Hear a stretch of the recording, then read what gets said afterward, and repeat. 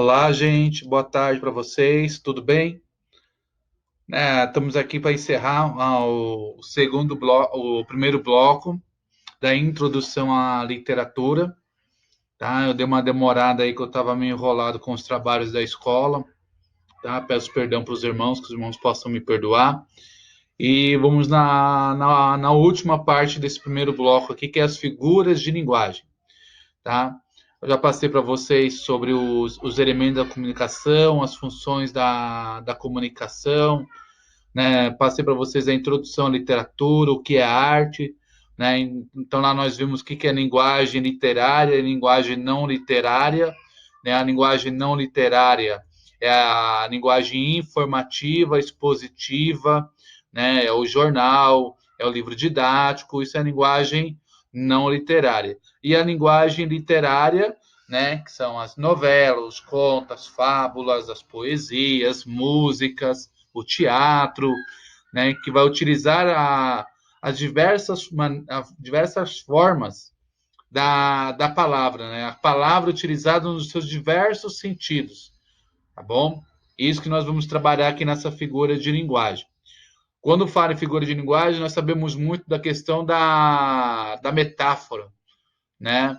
A metáfora a gente conhece bem, mas tem outras figuras de linguagem além da metáfora.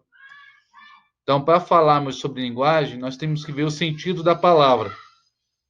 Porque dependendo do contexto que ela estiver sendo utilizada, ela vai ter um valor denotativo e um valor conotativo, tá? Dependendo do contexto que eu utilizo. Se eu utilizo a palavra numa linguagem não literária, tá? Ela vai ter, na sua grande maioria, praticamente sempre, um valor denotativo, que é aquele sentido real da palavra, tá? Aquele significado, tá bom? Ele fez uma bela casa. Tá? A palavra casa, por exemplo, ali, ela já tem um sentido de moradia. Isso é o valor denotativo. Então, a palavra denotativa é uma linguagem objetiva, direta, tá? A linguagem conotativa é essa linguagem literária, que é utilizada numa figura de linguagem, tá? É o que nós vamos ver aqui. Então, enquanto a denotativa ela é objetiva, direta, a conotativa não, ela já é subjetiva, indireta. Né? Por quê? Porque ela vai da interpretação do leitor, ela vai da interpretação do ouvinte, do falante, tá? Vai depender de como você interpreta aquela palavra. Então, a objetiva, ela é direta, a denotativa ela é objetiva, direta, é acessível a todos, né? Todos que leem aquela palavra vão compreender o seu significado, o seu sentido, tá? A conotativa não. Essa é subjetiva, ela é individual, por quê? Porque cada um pode ter uma interpretação diferente daquele significado, pode interpretar aquela palavra de uma forma diferente, tá? Por isso que ela tem um valor conotativo. Vou sair disso daqui. Então, ó, denotação é linguagem informativa comum a todos. Objetivo, um conhecimento prático e científico. Então, era utilizado no livro didático, era utilizado para passar uma informação no texto jornalístico, tá? No dicionário.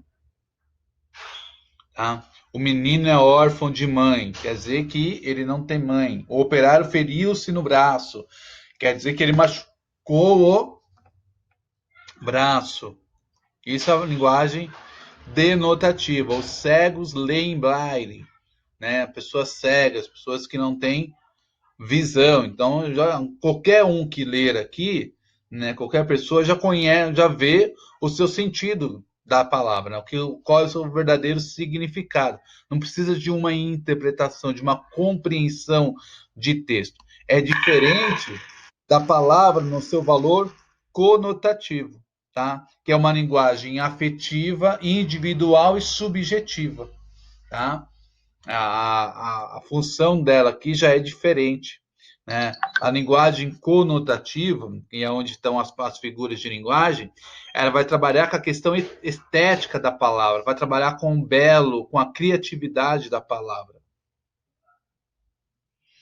É a palavra empregada no seu sentido figurado, tá? Porque sentido figurado é um outro sentido, tá? Que nem eu tenho lá, o menino é órfão de mãe, tá? Aí nós temos aqui a palavra no sentido figurado. O pai ficou órfão do próprio filho. Aí pode ter várias interpretações, tá? O filho faleceu. Como que é órfão do próprio filho? O filho o abandonou, tá? Qual é a interpretação que você pode ter aqui, tá bom? Já é diferente daquela.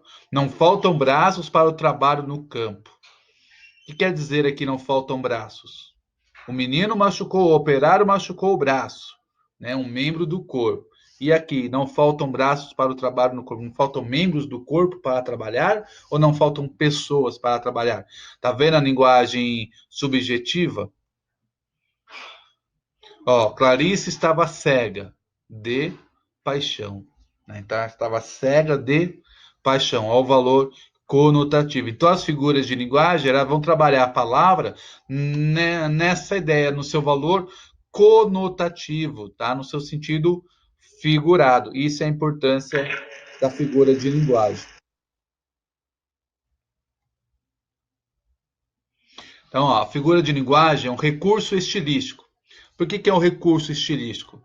Porque são as diversas maneiras de você usar a língua, tá? As diversas formas que você tem de usar a língua portuguesa, de usar as palavras. Você não utiliza a palavra somente em um sentido, somente de uma forma. Não. Você pode variar com essa palavra. Você pode criar, né? Através de uma palavra, você pode criar coisas diferentes, palavras, significados diferentes. Por isso que ele é um recurso estilístico. A linguagem possibilita nos exprimir não só a nossa compreensão de mundo, né? Aquela ideia conotativa e conceitos, opiniões, não, mas ela também vai trabalhar o que com as emoções, com sentimentos, tá? Com estado de espírito. Isso é o valor das figuras de linguagem, é isso que elas fazem, tá? Além de trabalhar com a questão do estilo, tá? É uma linguagem que nos permite, né, trabalhar com o sentimento, com as emoções. A estética é o ramo da linguagem que estuda esses recursos, a estilística, né? É o ramo da linguagem que estuda esse recurso. Então, estilística é isso. É as diversas formas de você utilizar a palavra, de você utilizar a linguagem.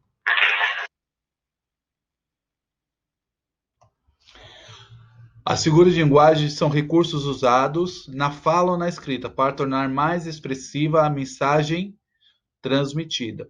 Tá? Então, as figuras de linguagem utilizam tanto na fala, nós vemos isso muito na música, tá? E até nas nossas falas, às vezes de uma forma irônica, tá? E na escrita, na poesia, tá?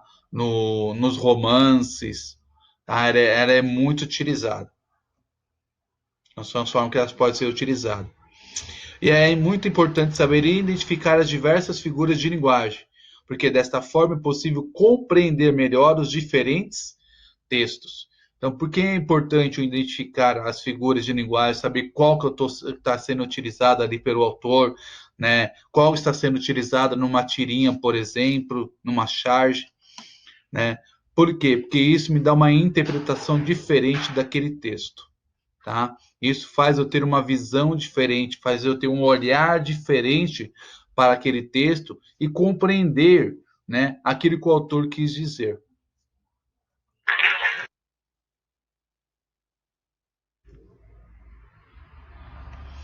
Compreender e saber usar as figuras de linguagem nos capacita a usar de forma mais eficaz a linguagem como fenômeno social e nos ajuda a vislumbrar o simbolismo de algumas conversas e obras escritas.